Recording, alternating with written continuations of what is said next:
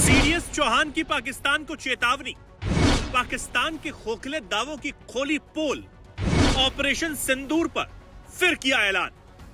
एक बार नहीं, बार बार भारतीय सेना अपने पराक्रम के जरिए पाकिस्तानी आतंकी और उनके आका यानी पाकिस्तानी सेना को धूल चटा चुकी है। ये बता चुकी है कि भारत से उलझना पाकिस्तान के लिए किस हद तक खतरा हो सकता है, लेकिन बावजूद पाकिस्तानी आतंकी बाज नहीं आ रहे और वहां के फील्ड मार्शल और नए नए सीडीएफ बने मुनीर के दिमाग में जहर इस कदर घुला हुआ है कि वो भारत से जंग चाहता है। लेकिन इधर भी भारतीय सेना पूरी मजबूती से तैनात है और इस बात को एक बार फिर से भारत के चीफ ऑफ डिफेंस स्टाफ यानी सीडीएस जनरल अनिल चौहान ने साफ कर दिया है।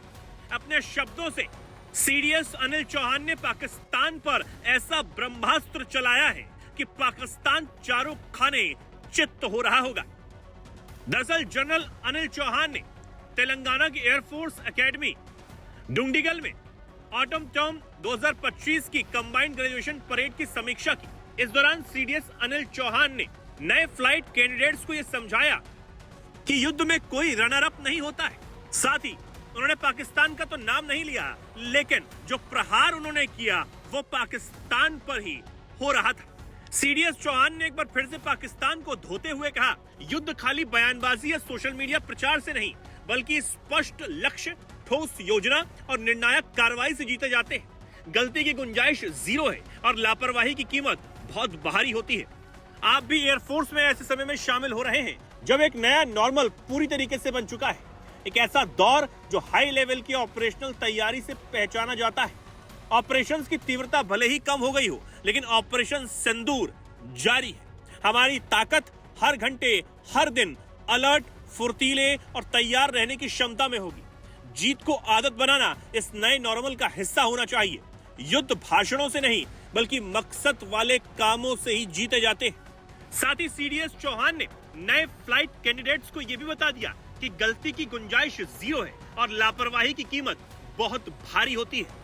और इस सब से एक बार फिर से उन्होंने पाकिस्तान पर ऐसा प्रहार कर दिया, एक ऐसी चेतावनी दे दी जिसके बाद पाकिस्तान और वहां के कायर आसिम मुनीर सोच रहे होंगे तो वो बड़ी बड़ी बातें भारत के लिए करते हैं, कहीं उन्होंने वो गलती तो नहीं कर दी।